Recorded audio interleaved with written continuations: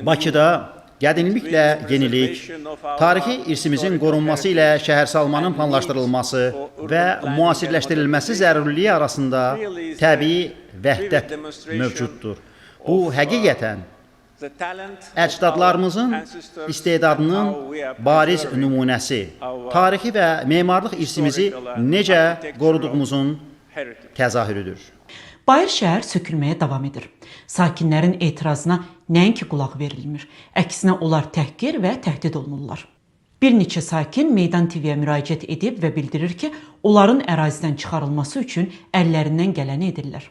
Nazirlər Kabinetinin bu ərazinin sökülməsi üçün qərarı yoxdur. Sakinlər iddia edirlər ki, hətta insanlar evlərində ola-ola onların evini yanğına verməkdən belə çəkinmirlər.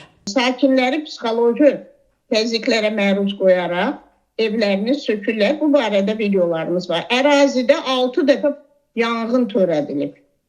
Hətta yaxınlıqda yaşayış ola-ola 3 uşaq az qala yanmaq təhlükəsi altında olub. Həzə Aslanov küçəsi 22-də törədilən yanğın. Təkcə musiqimizdə və şeirlərimizdə deyil, eyni zamanda memarlıqda öz əksini tapan qədim tariximizlə qürur duyuruq.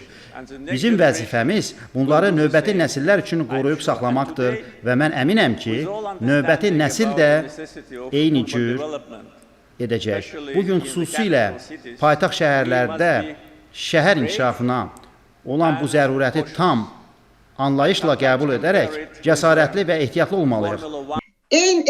Söktükləri evlərin qapı, baca, pəncərəsini sökürlər birinci növbədə və ora zibil atılır. Zibilin üfunəti ilə ağcaqana cürbəcür krisalarda basır, neynir, ərazini pis günə qoyurlar. Ondan sonra ərazidə buldozer yeridərək söküntü işləri aparırlar. Evlərin satmayanların damını deşirlər. Birinci mərtəbədə kimsə yaşayırsa, ikinci mərtəbəni alıblarsa, ikinci mərtəbəni məhv eləyirlər, polunu da məhv eləyirlər. Birinci mərtəbədəki evlər qalır patoloqsuz. Axı ikinci mərtəbənin polu bunun patoloqudur da. Əlavə olaraq, deməli, birinci mərtəbədə sökürlər, qapı, baca, pəncərə. İkinci mərtəbədəki insan qışda çox əzab çəkir. Soyuq, külək aşağıdan üfürür də yuxarı polların arasında qədim evlərdir. Süni şəkildə qəzalı vəziyyət ancaq yaşayış binalarında yaradılmayıb.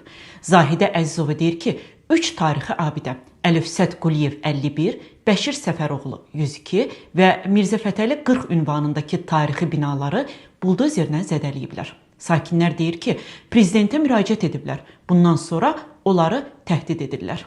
Prezidentə, birinci vitse-prezidentə, baş nazirə və üzəşağı hamıya müraciətlər etmişik. Deməli, vətəndaşlar imza atıblar. Zülfəli İsmailov, Bakı Şəhər İcra Hakimiyyətinin Tikintiyə Nəzarət Şöbəsinin müdürü, Rəşid Ağayev və digərləri. Vətəndaşları polislə gətirəcək, təcili gəlin bu bunkerə adın komissiya qoydular. Apartdırıb insanları başlayıblar. Bu imza sənindirmi? Bu imzaya niyə qol çəkmirsən? Dövlətin əleyhinə qol çəkmirsən? Şantaj eləyirlər əhalini. Bayır şəhərdə hər kvadrat metrə görə 2700 manat təklif olunur. Obyektlər üçün bu məbləğ 3000 manatdır. Sakinlər isə deyir ki, bu məbləğə nəinki yaşadıqları əraziyə yaxın bir yerdə, heç Bakının kənarında da ev tapmaq mümkün deyil. Hakim yazır qərarda, İnzibat Məhkəməsi. Göstərilən sərəncam ərazidə söküntü aparılması üçün əsas vermir.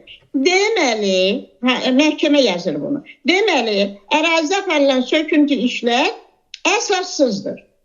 Və hakim həmən o təşkilati işlər üzrə verilən sərəncamı ləğv edə bilməz, axı o başqa bir şeydir. Və o sərəncamı ləğv etmir. Çünki biz o sərəncam əlimizdə olmadığından biz onu mübahisələndirə bilmirdik. Hakimlər cəsarət verdi, sərəncamı gətirdi və orada yoxladı, gördü ki, bu söküntüyə əsas vermir. Bütün bunlara rəğmən biz bu sərəncam məhkəmənin qərarını və Yasamal rayon İcra Hakimiyyətinin başçısı məhkəməyə bir məktub göndərib ki, ərazinin plan layihəsi və yer quruluşu Yasamal rayon icra hakimiyyətində tapılmadı.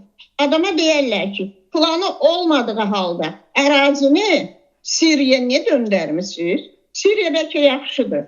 Bəlkə Qəzzadan da pis vəziyyətdir Bayır şəhərdə. İndi Bayır şəhərdə forum keçirilir. 5 metr hündürlüyündə hər yerə hasarlayıblar ki, ayıblarını örtsünlər. Bakı şəhər icra hakimiyyəti iddialarla bağlı cavab vermək istəmədi.